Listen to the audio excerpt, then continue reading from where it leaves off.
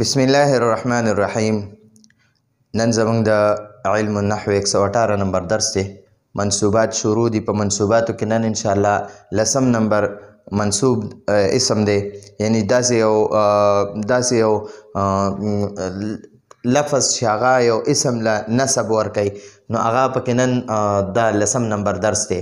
د لای نفي جنس اسم، د لای نفي جنس اسم چې دی که نه هغه منصوب وي. لای نفي جنس څه ته وایي؟ دا یو قسم لا وي. لا ټیک شوه.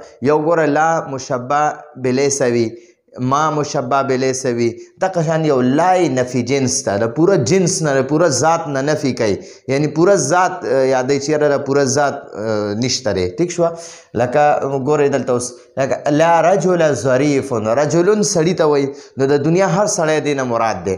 اوس وایي لا رجل ظریف، یو سړی هم چالاک نشته.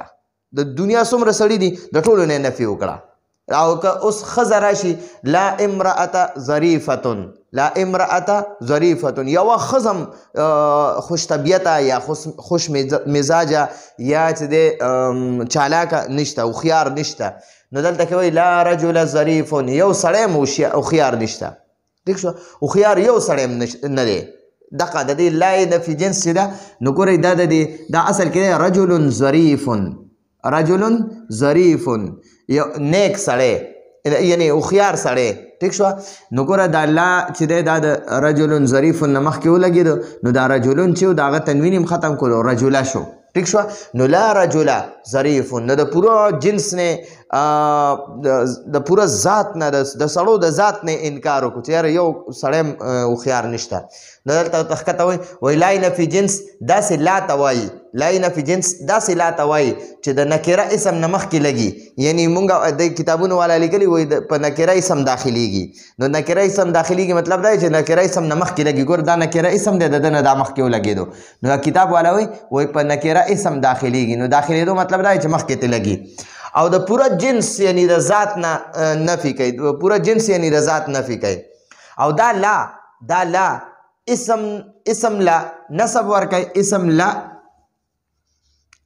لا نسب ورکوي او خبر لا رفع ورکوي. اسم لا نسب ورکوي او خبر لا رفع ورکوي. لکه لا رجل قائم، نو دا اسم دی او دا خبر دی.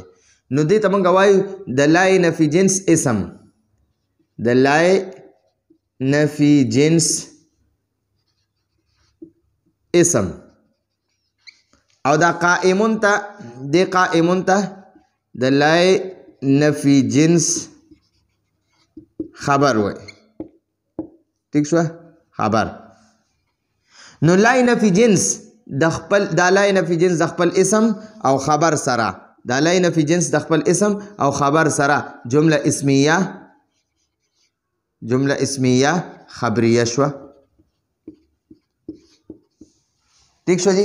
نو دا لای نفي جنس دا اسم لا نسب ورکوي او خبر لا. نو دا ګوره د لا پسې چې کم اسم وي نو هغه د دې لای نفي جنس اسم وي، او د نه وروسته چې کم خبر وي نو هغه ته خبر وایي. یو سړی هم نه دی ولاړ، یعنی پوره ذات نه انکار وکړو، نفي وکړه چې یو سړی هم نه دی ولاړ. د دنیا کوم سړي چې دي وایي ټول ناست دي، یو هم نه دی ولاړ. ټیک شوه. نو د دغه لای نفي جنس چې کوم اسم وي هغه منصوب وي. مونږ منصوبات وایو، نو د لای نفي جنس اسم هم منصوب وي.